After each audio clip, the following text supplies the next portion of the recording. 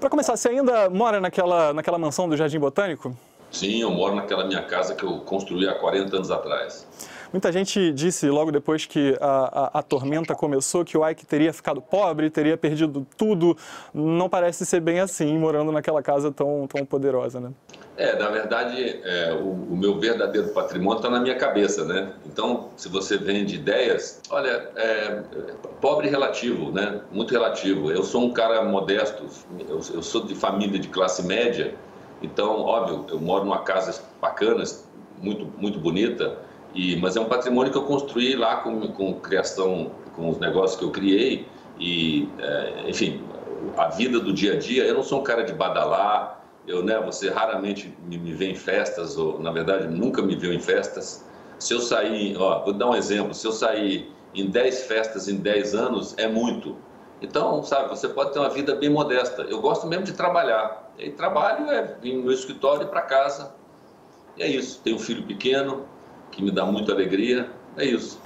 Modesto, mas tinha uma Lamborghini brilhante na sala de estar.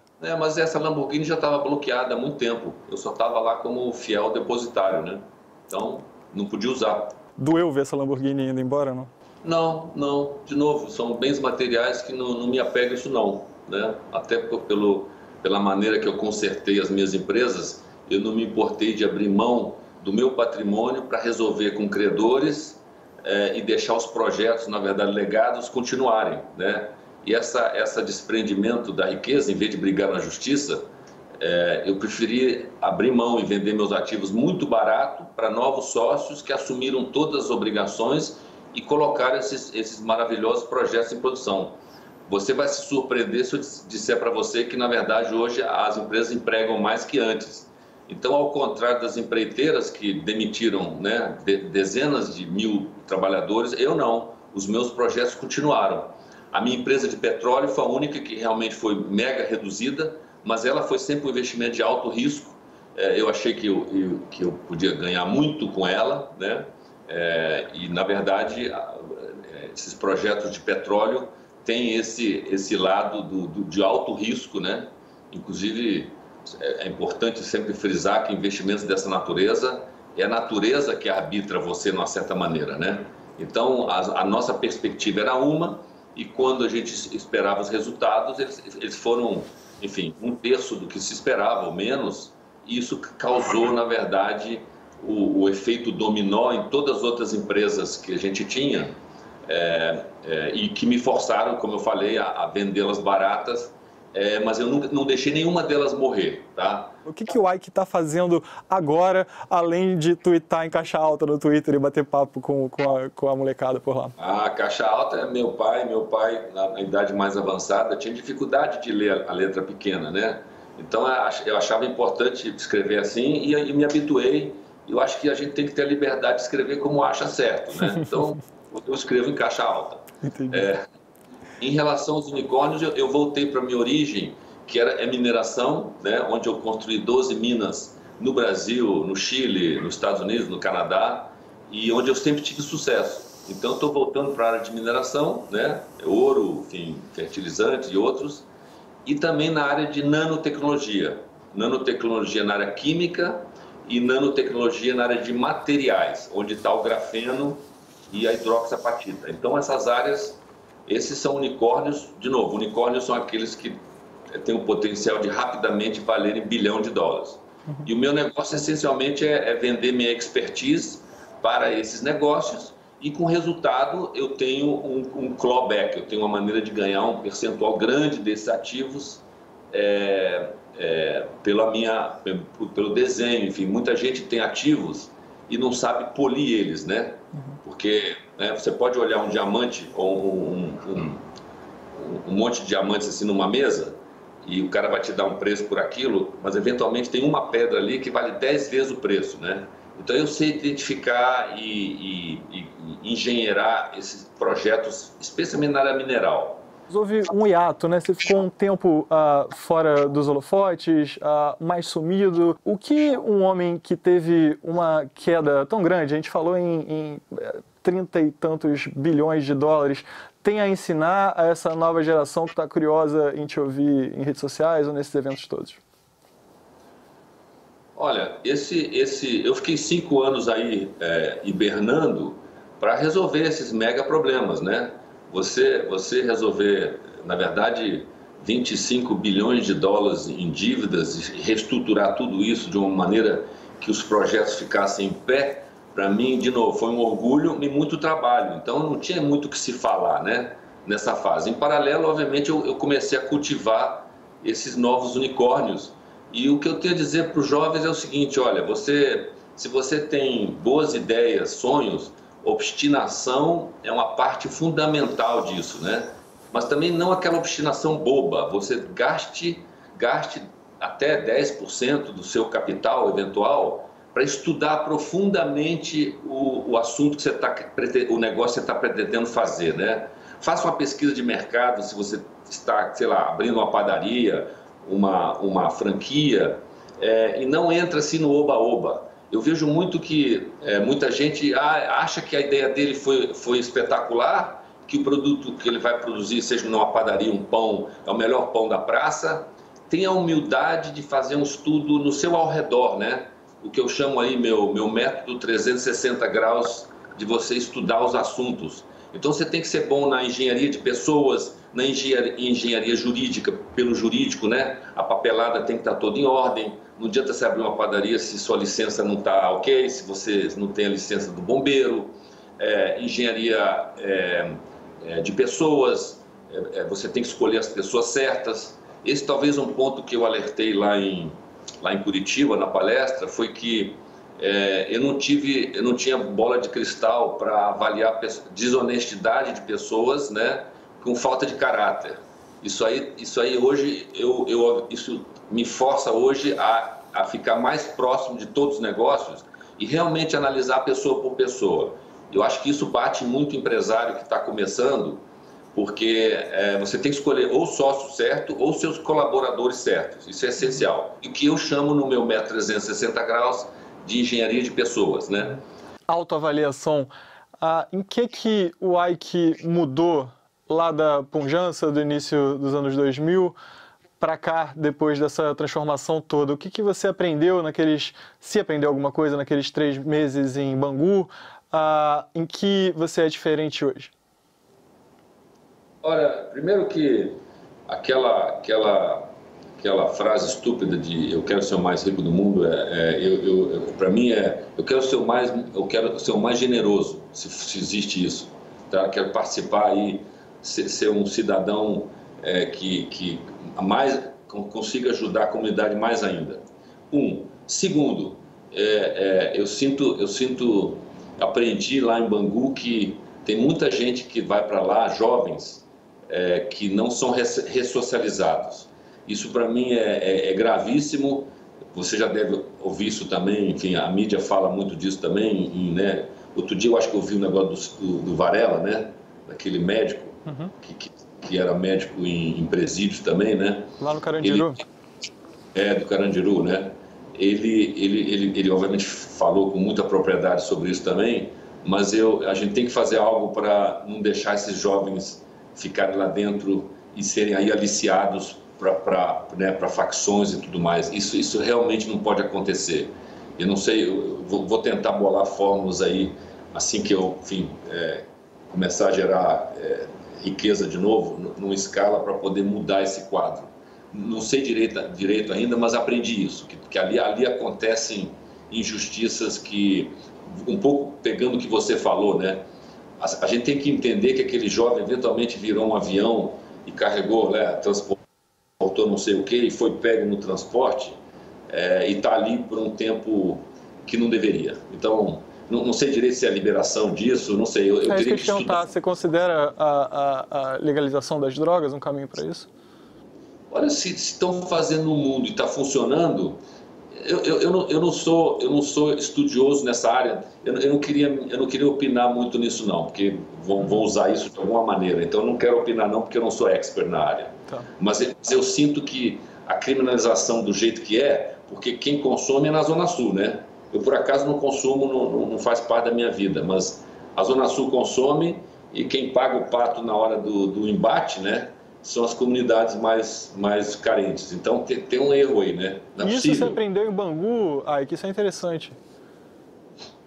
Não, eu já tinha essa consciência antes, mas lá você vê um jovem, sabe, uma pessoa em formação que é jogada num ambiente que, sabe, se as cadeias fossem lugares para ressocializar, tudo bem, né? Como na Europa, sei lá, em outros lugares, mas não são, né? Então as instalações não são adequadas. Eu acho, olha, uma outra coisa que é uma vergonha, esse negócio das quentinhas, né? Onde também tem corrupção. Olha, a maior parte das vezes o arroz não tem nem sal, né? Você pode confundir aquilo com um plástico, você está comendo um plástico, então é muito desumano. Qual foi a cena mais forte lá dentro, que é aquela que você não esquece? Olha, eu por acaso sou um cara comunicativo, então eu me integro, só para lembrar, né? Eu comecei minha vida comprando ouro em garimpo, né? Sim. Então, dormia numa rede, então as pessoas acham que... Aí, de novo, a pessoa não sabe avaliar, é sempre o Ike bilionário. Não. Eu sou um jovem de classe média que teve uma educação fantástica e um pai e mãe como excelentes exemplos. Mas viver a coisa simples, para mim, não me importa. É quase como, sabe, um desafio. Passei por isso. Você aprende sempre. Você fica até... Eu acho que eu sempre, com as pessoas que me conhecem, eu sou um cara humilde. Que, eventualmente, conversando com a mídia, que sempre eu percebia como era provocativa, né? Enfim, na minha visão, tá? E não entendiam o tempo que era necessário para projetos funcionarem. Eu me considero um cara sinceramente humilde. Você acabou de dizer que não tinha bola de cristal.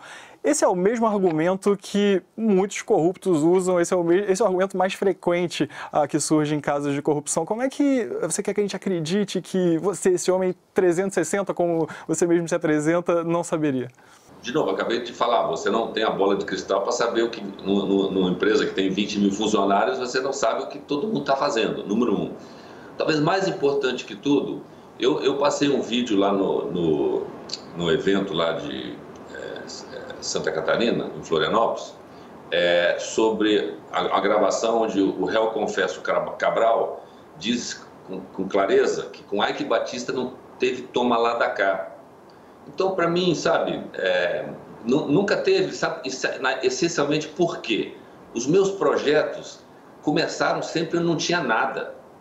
O meu superporto, que hoje todo mundo preza como um imenso legado que é... O Porto do Açu. O Porto do Açu nasceu numa fazenda da família Othon, né, que tinha bosta de vaca. Então não tinha nada lá. Inclusive a placa de inauguração foi na época da ex-governadora Garotinho. Então, na verdade, olha, é até curioso, porque as pessoas, e com certeza do governo, quer dizer, prefeituras e governadores, eles quando não viam nada, né, eles devem achar, pô, esse Ike aí vai investir muito dinheiro, vai empregar gente, isso para nós é bom, mas ele deve ser totalmente louco, porque né, eu desenhava coisas que muita gente, inclusive a mídia, dizia que não vai ficar pronto, que vai afundar, ou que já afundou, né? E hoje está aí esse colosso aí que serve o Brasil, principalmente o Brasil do pré-sal, sem o Açu, ia ter grandes dificuldades de ser desenvolvido. Então, só para dar um exemplo, que os meus negócios não precisavam de autoridades, eu nunca tive um contrato com o governo. Eu não prestava serviço, não tinha nada para oferecer, nunca recebi um cheque deles. Mas você queria, por exemplo, administrar o Maracanã? Não, olha que engraçado, administrar o Maracanã. Eu queria botar o conteúdo da minha empresa IMX, né? A empresa que tinha conteúdo. Dentro da IMX eu tinha o Cirque du Soleil, eu tinha o ATP de tênis, enfim, era uma empresa de eventos que hoje pertence a Mubadala, né? Eles chamam de IMM, não sei se você sabe, e era para levar o conteúdo lá para dentro. Então nós saímos, eu era simplesmente alguém que ia aportar conteúdo, né? Não ser sócio do negócio. No início até interessou, depois quando entrou os empreiteiros, não preciso te dizer que eles me tiraram de tudo que é negócio. O meu estaleiro do Açu não recebeu uma encomenda de navios porque já estava alocado para eles. Então eu não tenho nada a ver com isso. E agora está na hora de falar isso, porque, de novo, a oportunidade que o próprio Sérgio Cabral, onde se criou essa acusação inicial, que teve toma comigo, com Ike Batista não teve toma lá da cá, porque eu nunca precisei. Você emprestava o seu avião para o Sérgio Cabral por quê? Excelente situação. Eu tinha 3 aviões, né? E o governador sabia que meu avião estava no pátio e muitas vezes eu perguntava e o governador me pediu um negócio que ficou difícil de você negar. Aí o que eu fiz? Só para lembrar que é importante. Eu quero te questionar se você sabe disso. Houve aquele infeliz acidente que eu acho que um familiar da família Cabral, e eu aproveitei logo em seguida a oportunidade para dizer que eu nunca mais empresto o avião para políticos. Você lembra disso? Não me lembro. É bom você trazer. Então, por favor, levanta na mídia aí, você que é jovem, opera na internet, olha lá que foram 3 vezes que o governador usou meu avião, nessa base do, me empresta aí, eu sei que o avião está lá, você empresta mesmo. Enfim, a infelicidade que aconteceu com esse acidente lá, um helicóptero que caiu, acho que na Bahia, eu aproveitei a oportunidade, olha, eu nunca mais empresto minhas aeronaves para políticos. E foi o que aconteceu. O que aconteceu exatamente nesse lance da lagoa? Você decidiu limpar a Lagoa Rodrigo de Freitas, né? Pelo que eu entendi, foi uma retirada ali de sedimentos lá embaixo que geravam aquela mortandade de peixes enorme que rolava ciclicamente na lagoa. Isso foi um favor para o Rio de Janeiro? Era uma coincidência? O Sérgio Cabral está ali como governador? É o lance do almoço grátis, né? Que os empresários costumam falar muito. O almoço era de graça para o governador do Rio? Você limpou a lagoa por caridade? Eu limpei a lagoa pelo meu profundo senso de comunidade. O governador não tinha nada para me dar. O que ele tinha para me dar? Nada. Não tem nada. Se eu comecei meus projetos lá em Campos, eu repito, as pessoas achavam que eu era maluco mesmo. Então, que enquanto eu empregasse gente na construção, se desse errado, se não desse errado, o Brasil, quer dizer, tem poucos, obviamente temos, né, governadores que enxergam projetos que começam como nada e vão virar coisas muito grandes, né? Mas são poucos, tá certo? E aí a mídia, eu coloco a mídia nisso também, porque no 4º, 5º ano, onde eu era muito cobrado por atrasos e tudo mais, né? A minha pergunta é se você não percebeu ali no comportamento do Cabral algo de esquisito. A gente não está falando de um esquema pequeno de corrupção, né? A gente está falando de um esquema, de novo, de acordo com as revelações da Lava Jato e com as sentenças dadas pelo juiz Bretas, de um esquema em massa, muito amplo. Não dava para sacar? Ricardo, veja bem, os empreiteiros me quebraram, né? Fala mais. Hein? Conta mais, me explica. Na encomenda das plataformas, eu construí um estaleiro, gastei R$1 bilhão no estaleiro, porque da mesma maneira que meu conceito de gerar energia era o mais barato e eu ia ganhar o leilão, os equipamentos que a Petrobras encomendava só com carta marcada. Então eu estava fora, eu não fazia parte desse grupo. E nunca fiz. Só para você saber que é importantíssimo, nenhuma dessas empreiteiras na Lava Jato trabalhou nos meus projetos. Curioso, né? E se o Cabral tinha esse esquema com as empreiteiras, como você mesmo está dizendo, por que ele não te assediaria? Porque não tinha nada para me dar, quer dizer, ali nos contratos, por isso que é importante ressaltar isso, eu não tinha um contrato, seja de prestação de serviço ou construir alguma coisa. O governador participava aqui do negócio da metrô, tinha que ser a canetada dele lá, para a empreiteira poder cobrar 1 bilhão, 10 bilhões e pagar de volta, né? Eu não tinha nada para receber do governador. Nada, absolutamente nada. Isso é curioso, inclusive eu sinto, na maneira que você pergunta, foi assim comigo. Não tinha nada para me dar. Eu não tinha quentinha para oferecer para receber um dinheiro de alguma secretaria. Nenhuma, nada. É inacreditável. É tão óbvio. Sabe o que é? Você sabe disso. Estou vendo que você é uma pessoa bem informada. Uma mentira dita 2, 3 vezes vira uma verdade. Quando ela é escrita, então, eu estudei isso um pouco, isso é gravado aqui numa parte do cérebro que fica marcado de uma maneira que virou verdade. A mentira virou verdade mesmo. É um negócio assim, e por isso que se eu não saísse do cenário, não consertasse meus negócios, e hoje, o triste é o seguinte, na mão de outros, né, o quê? Todo mundo está feliz que o Porto do Açu pertence hoje a empresas estrangeiras? Tudo bem, que estejam. Poderia estar na mão de um brasileiro, mas vou fazer o quê? Essa história, foi assim que aconteceu. Você acredita em meritocracia? Você falou que seus projetos começaram do zero, o Porto do Açu não era nada. Você acredita em meritocracia? Total, né? Eu acho que só. No fundo, não importa etnia.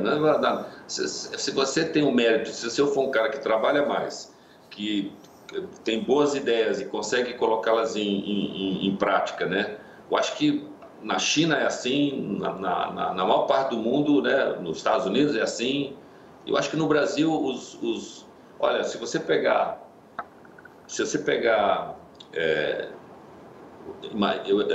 os números do Brasil são mais ou menos esses, 70% do PIB, ou mais até, é constituído pelo micro, pequeno, médio e grande empresário, né? Somos nós que carregamos a carga dos empregos nas costas, né? Então, numa empresa privada, é sempre um mérito. É aquele cara que está trabalhando algumas horas a mais e quer ganhar um extra, que vai dar uma vida melhor na sua família. É o taxista que, em vez de trabalhar 8 horas, como trabalha alguém numa companhia, trabalha 12 horas e trabalha mesmo. Isso é tudo mérito. Ele ganhou mais porque trabalhou mais. É muito simples.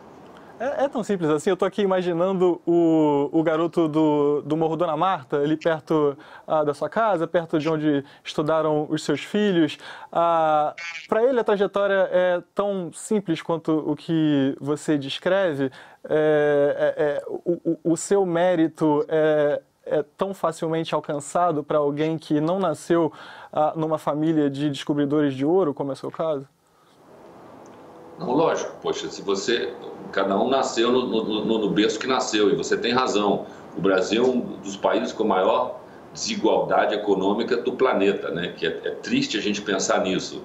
Mas, no fundo, a educação... Meu pai, você fala muito do meu pai, mas meu pai não acumulou patrimônio. Nós sete filhos consumimos tudo que ele tinha. Porque, só para lembrar, na época dele, né, que é uma geração, eu não sei a sua idade, mas na geração dele, mesmo sendo presidente de empresas estatais, você ganhava o suficiente para pagar a conta de 7 filhos, que é educação, comida. Então, o patrimônio da minha família foi educação. Mas aí, se você está comparando com alguém de comunidades, realmente, educação é que dá esse lastro, cara. Eu sou o que eu sei, tá certo? Isso aqui ninguém me tira. Você fez a pergunta no início sobre como é que eu estou me sentindo, se me tiraram. O patrimônio se vai, né? Na minha cabeça não se vai. Ela está aqui e enquanto ela funcionar. Então, a educação é essencial para todos. E esse aí, na verdade, com o evento da internet, que você deve usar muito, o ser humano tem acesso a toda a informação do mundo. O importante é saber processar essa informação, porque tem informação demais, né? Você está abarrotado de informação. O difícil é saber o que é importante nessa avalanche, nesse tsunami de conhecimento que todos têm acesso, né? Olha, em 2002, eu acho que 60%, 70% da população brasileira não tinha um telefone, certo? Você deve lembrar disso. Então, o fato de hoje, imagino que 90% dos brasileiros têm um telefone. Então, ali você tem informação infinita. Seja desde você poder comprar coisas mais barato, que é uma coisa prática do dia a dia, seja informação de um jovem desse da comunidade que se interessa por química, entendeu? Que se interessa pelo mundo da nanotecnologia. Vai ler, tá tudo aí. Qualquer pessoa acessa a livraria do Congresso dos Estados Unidos. E aí? Você já acessou ela, por acaso? Eu morei em Washington. Ah, então, desculpa. Imagina, tô só te contando. Primeiro você me diz, eu não acredito em meritocracia é o caminho. Aí quando eu trago o caso do garoto da favela vizinha ali ao teu bairro, aí fica diferente. O caminho da meritocracia, como você diz, é diferente para um cara com acesso à educação, como foi seu caso, como foi o meu também, para um outro que tem todos os percalços de alguém que vive numa comunidade, com difícil acesso ao básico, à alimentação, à educação, etc. Claro, né? Ué, por isso que o nosso sonho como brasileiro devia ser que, como nos países escandinavos, que todos os jovens tenham acesso à informação infinita, bem assessorado, porque você precisa do professor para te orientar, né? Senão também, como eu falei, você tem acesso à informação, você, né, tem que meio que focar uma hora, né? Você não pode fazer tudo, né? Então, sim, o sonho é que todos tenham a mesma chance, claro. E enquanto isso não acontece, a meritocracia funciona plenamente? Bom, vamos lá, a meritocracia, vamos lá, eu imagino que um jovem hoje, que mora na comunidade, que trabalha e queira buscar... Eu estou vendo hoje aqui esses serviços que estão explodindo aqui no Brasil, de entregas, né, da Rappi, que é uma espécie de Uber, é um Uber mais modesto, né? Que você pode usar uma bicicleta, não é isso? Até uma moto, né? Sim. Então, eu imagino que começa a ser uma oportunidade de você ganhar um dinheiro. Obviamente, quem trabalhar mais vai ganhar mais, mas a possibilidade de sentir a meritocracia já começa aí, né?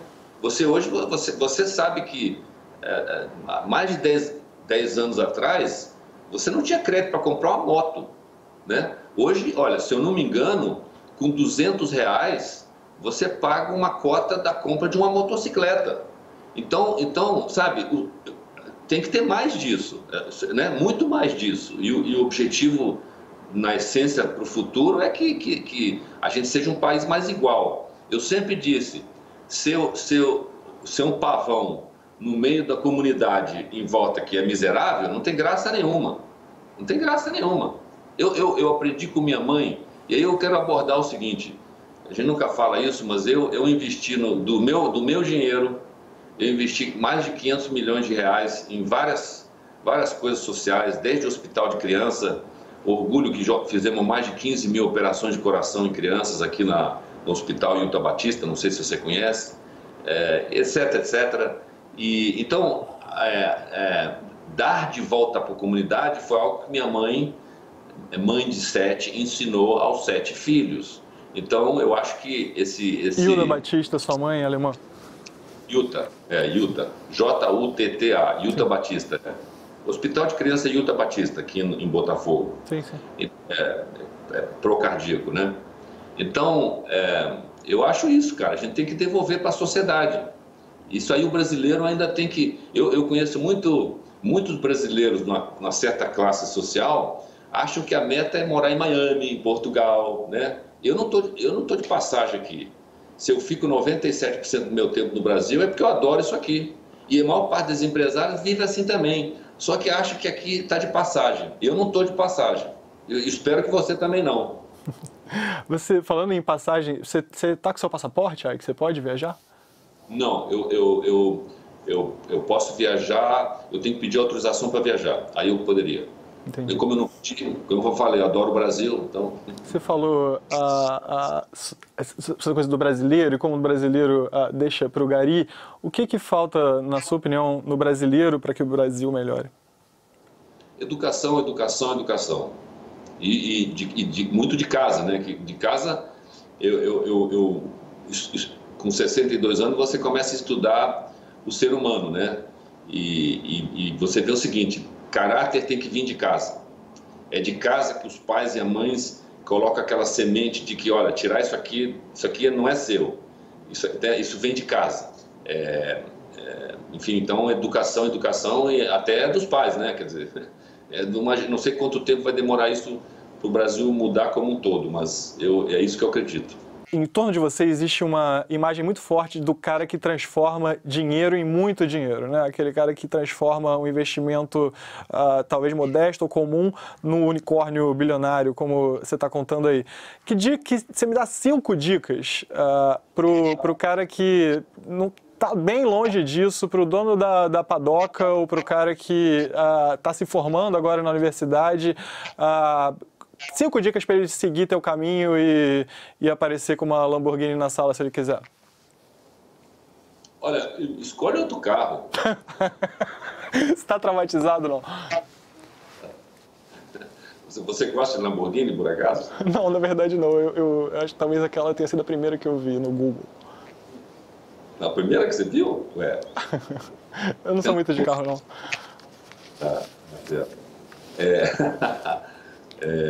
Bom, 5 dicas. Ó, primeiro, tenha fome incansável pelo conhecimento. E se você tem paixão por uma área específica, que cada um de nós é diferente, que seja o cara que queira fabricar prancha, aí que ele venha buscar todo o conhecimento como se fabrica uma prancha que existe no mundo e venha bolar uma prancha inovadora, um design diferente, um material diferente, como produzi-la, por exemplo, o grafeno, né, que é um material. Então, isso se aplica para qualquer setor. Se você quiser voltar na padaria, poxa, não me faça mais uma padaria num bairro que já tenha 3, né? Só porque você acha que seu pão vai ser o melhor. Então, de novo, você vê que é muito estudo. Você sabe que, eu não sei se você leu o livro The Originals? Não li. Eu lendo o livro, eu falei assim, eu sou um bicho desse. E o que são os Originals? Os Originals são essas pessoas que criam empresas de bilhões, mas elas são muito cautelosas, estudam muito o assunto, né? O Bill Gates está nisso, o Jeff Bezos, quer dizer, você tem que ter a capacidade de enxergar o seu entorno e ver que sua ideia não é só mais uma no meio do galinheiro, né? Você tem que ser realmente algo diferenciado, especial. O Mark Zuckerberg, você pode apostar, na hora que ele bolou aquele algoritmo dele e ele viu, né, ele experimentou lá na faculdade e ele baixou lá os computadores que não conseguiam processar o negócio, ele viu que ele estava com um negócio extraordinário na mão, você concorda? Mas ele fez um teste, obviamente nessas áreas de algoritmos e computador e aplicativos, você não necessariamente precisa de muito dinheiro no início, né? Que é bom, é uma área, aí os jovens aí, vocês que têm matemática na cabeça e são estudantes de matemática, bons em criar algoritmos para aplicativos, você vê, os Correios no Brasil não funcionam, apareceu essa RAP aí, né? RAP e a Log, que já são 2 unicórnios, concorda? Unicórnios lastreados em quê? Na entrega da última milha, que era uma mega deficiência, porque o Correio não faz isso. Então, arbitre sempre uma ineficiência. E ineficiência a gente tem em volta da gente toda hora. De novo, então, arbitrar uma eficiência, fazer um produto melhor e mais barato, né? É uma série de coisas que, sabe, o jovem tem que realmente se antenar nisso. E o que é arbitrar uma ineficiência? É fazer algo melhor, mais barato. Os aplicativos, na verdade, a essência dos aplicativos é isso, né? O Correio cobra por uma tarefa R$20, eu vejo aqui o Rap te faz por R$7. E se você comprar mensalidade que custa R$19, aí eu estava vendo outro dia, R$19, R$20, você tem o serviço do mês inteiro, né? Quer dizer, você tem uma rede inteira servindo você por R$19, que é o modelo da Netflix. Uhum. Netflix, né? Imagina, eu sou da geração onde meus filhos iam nas locadoras de vídeo, na Blockbuster, e pegavam lá 10 vídeos, não entregavam de volta, e eu tinha que pagar R$2.000 no final do mês. Né? Tá certo? Você pagava R$2.000 de multa da Blockbuster? Pagava. Ok. Porque vários filhos espalhados, vem cá, entrega o seu. E acaba ficando lá, né? Então, Você nunca pagou atraso? É bom, eu paguei R$3, R$3,50. Olha, você era mega disciplinado. Ótimo. Disciplina. Olha aqui. Uma das coisas que eu ensino às pessoas, que eu fiz comigo mesmo. Você criar uma autodisciplina de seja andar, começa andando 5 minutos, vai para 10, acaba em 30, depois começa correndo 5. E se você se autodesafiar em fazer um exercício físico, porque olha, eu tenho 62 anos, mas eu tenho um stamina da garotada de 30, graças a Deus. Mas é porque o esporte e essa minha autodisciplina, me cobrando a mim mesmo, e qualquer pessoa pode fazer isso, tá? Você não precisa ser desleixado, quando você oxigena no cérebro, é um negócio assim, é um catalisador de ideias, né? Isso com certeza não é só para mim, não sei se você faz exercício, mas não deve ser só para mim. Como é que os investidores com quem você tem conversado e continua se encontrando, eu imagino, estão vendo o governo brasileiro nesse momento? Qual é a impressão que você tem sentido sobre o governo Bolsonaro? Olha, eu diria o seguinte, não sou político, mas eu vou dizer o que é prático, né? E o que importa. Importa que, se passando a reforma da Previdência, os estrangeiros enxergam isso como um grande passo para abrir de novo os bolsos para investir no Brasil. Porque o Brasil tem o que em inglês é pent-up demand, né? Uma demanda reprimida em quase tudo. É só você voltar a empregar, as pessoas, né, precisam consumir de tudo, né? Vão consumir até comida, né? Eu acho que os últimos 5 anos, a gente está crescendo que nem rabo de cavalo, né? Para baixo e para trás, né? É engraçado, mas é triste. Mas sabe aquela situação que espremeu? Então, se esse governo conseguir, e parece que está conseguindo, a reforma da Previdência, em seguida a reforma tributária, olha, nós vamos ter um Brasil novo, perdemos aí 6 anos, 5, 6 anos, aí cada um bota o tempo que quiser, nessas crises, né? Porque com o tamanho das crises as pessoas ficam ressentidas, inclusive os brasileiros, né? Você vê que o entusiasmo no início foi mais rápido porque todo mundo achava que a reforma da Previdência pudesse acontecer mais rápido, né? Mas, olha... No governo Temer, inclusive. No governo Temer, né? Então aí você vai adiando, o próprio brasileiro fica, né? Os investidores grandes brasileiros ficam ressabiados. Agora, graças a Deus, nós estamos aí em cima dela, né? Então, olha, eu acho que ela, mais a tributária e mais outras, aí você vê que o gás aí, né, quebrando esses monopólios, que lá fora você sempre tem várias companhias oferecendo serviço, monopólios são sempre ruins, né? Você deixa várias empresas do setor privado fazer e fiscaliza elas, velho. Deixa elas competirem. O senhor vê com bons olhos esse início de governo? Olha, eu de novo não me coloco na posição de elogiar, não elogiar ninguém. Eu tenho que, para mim é o Brasil que interessa. Vocês se conhecem? Não conheço. Não se conhecem pessoalmente? Não conheço. Entendi. Desculpa, eu te interrompi. Você estava dizendo que o que importa... Olha, eu torço... Enfim, nós escolhemos ter uma democracia. Então, de 4 em 4 anos a gente troca, né? Então, sabe, são os políticos que estão lá que têm o bom senso de direcionar o Brasil para que o Brasil funcione. Eu acho que a votação, me corrija se eu estou errado, mas entendo que foram 379 votos a favor. Isso. Se for isso, você vê que até gente da oposição, alguns, né, pelo menos, votaram a favor, porque entendem que nós precisamos fazer. Então, eu acho que no fundo o Brasil... Olha, eu tenho 62 anos, eu vejo o Brasil... Meu pai sempre disse isso, né? No mundo inteiro a gente vive ciclos, né? Ou crises, né? Sobe, desce. E o Brasil sempre, quando teve assim, para cair no abismo, eu vou até citar uma frase do meu pai sempre dizia o seguinte, que o Brasil era aquele gigante que estava para cair num buraco, não caía porque ele era maior que o buraco. Então... Eu ia até falar sobre seu pai mesmo, uma figura que você sempre cita, que talvez, me corrija se eu estiver errado, mas trouxe a família para esse universo da mineração e começou a construir literalmente esse império dos Batista. O que você aprendeu com o seu pai? Olha, meu pai é um homem extraordinário pelo que ele fez, pela visão que ele já tinha na época, né? Ele, na verdade, trouxe o Japão inteiro para o Brasil e criou, né? A Vale do Rio Doce foi inicialmente lastreada no Japão, né? Como grande comprador das matérias-primas da Vale do Rio Doce.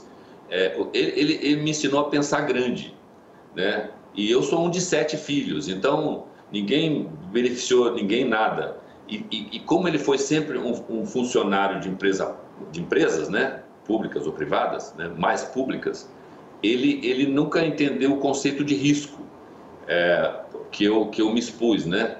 E quando você no setor privado, o seu capital é que está ali queimando, né? E eventualmente, se você errar, você vê que eu errei numa escala gigante, mas já também tinha errado antes em algumas tentativas. Então, o errar absolutamente faz parte do empresário de sucesso. Inclusive, eu diria para você o seguinte: eu não confio no empresário que não errou. Aquele que não errou ainda está com ubres muito alta, acha que sabe voar. Não sabe não, ninguém sabe voar. Aquele negócio do trapezista, né? Você achar que você sabe voar, esse trapezista vai cair. Então, o que eu aprendi do meu pai foi pensar grande, né? Momento autocrítica. O que você fez e não deveria ter feito, portanto, você não recomenda que teus seguidores repitam? Talvez eu cresci muito rápido, né? E fui incapaz de descobrir falhas no seu management, né? A bola de cristal que é difícil, que você te obriga a uma disciplina muito maior na escolha das pessoas e também pacote de remuneração mais alinhados com o resultado, né? Naquela época, você deve lembrar, o Brasil estava bombando em 2010, 11, 12, né? Era difícil você atrair gente. Então, você atraía e falava assim: olha, você vem trabalhar comigo, mas você vai receber ações no final do ano, mas essas estão bloqueadas por 3 anos. Esses 3 anos, como eu já falei antes, não foi suficiente para os projetos estarem produzindo. Então, você começou a dar, no 4º ano, você já começou a dar negócio e o projeto ainda não estava produzindo. Então, esse desequilíbrio aí, nesse timing, foi um erro dramático. Alinhar os resultados com a remuneração dos seus executivos. Ganhou, distribuiu. Não ganhou, fica mais tempo preso na companhia. Errou também na comunicação com investidores? Vocês foram precipitados ao gerar euforia em algo que não se confirmaria depois? Ricardo, deixa eu te dizer, eu na área de petróleo, eu contratei o que tinha de melhor supostamente no mercado. Eu era um comunicador que era informado de uma informação que eu passava. Então, os comunicadores oficiais da empresa, né, que é normalmente o diretor financeiro, que se comunica inclusive com os bancos trimestralmente, que seguem a ação, né, tá lá o cara, né, ele e o técnico estão lá conversando, não era eu. Eu não falava tecnicamente, especificamente do assunto. Isso era feito pelo pessoal técnico da companhia, o diretor financeiro e, eventualmente, o COO, né? O Chief Operating Officer da companhia, sim, que se comunicavam trimestralmente com esses analistas dos vários bancos que cobriam a companhia. Então, eu que recebi informação da empresa e estava muitas vezes... Por exemplo, a gente fez uma parceria com a Exxon em abril de 2013, alguns meses antes da crise, né? Do resultado, aquele fatídico resultado da auditoria, da consultoria que a gente fez para ter um relatório final. A gente fechou um negócio com a Exxon e com a Total, quer dizer, a Exxon é a maior empresa de petróleo do mundo, Total a 3ª, 4ª, 5ª maior do mundo, elogiando o nosso pessoal. O que você quer que eu diga? Ou seja, se uma Total me dá um carimbo e a Exxon e fez uma parceria comigo, porque nós ganhamos blocos, né? Nós ganhamos blocos no leilão junto com eles. 50-50. Então, se você disser para mim que se você fosse um fanático por automóvel, que a Mercedes topou ser seu sócio no seu empreendimento, o que você avaliaria de você mesmo? Uhum. Eu só quero... Vou repetir. 2 meses antes daquele relatório, nós fechamos parcerias com a Exxon e com a Total. Então não dá para evitar que isso se repita. É esse o recado. Olha, vamos lá. O que aconteceu no mundo no petróleo? A sísmica, né, que também são algoritmos, hoje são muito mais eficientes. Uma pergunta a ser feita, eu não sei exatamente a taxa de acerto hoje, mas a taxa de você errar um poço hoje é baixíssima, porque você está quase lendo, né, com a sísmica que você faz, você tá enxergando o que está lá dentro. É que nem uma tomografia, ou essas ressonâncias que você vê, né, o seu intestino, vê lá uma criança, né, evoluiu sobremaneira. Se seu telefone evoluiu, né, e a informática e aplicativos, né, algoritmos, imagina o que evoluiu também no mundo físico para se descobrir petróleo numa bacia que é tão rica como a brasileira. Obrigado pelo papo, Ike. Obrigado por responder perguntas nem sempre fáceis, outras mais leves. Obrigado. Foram todas fáceis. Muito obrigado. Ah, foram? Pera aí que eu posso complicar, então. Obrigado, manda abraço. A gente volta em breve e conversa mais com Ike Batista aqui nos estúdios, direto dos estúdios da BBC News Brasil, em Londres. De novo, obrigado, bom trabalho por aí. Obrigado. Te peguei, hein? Te peguei.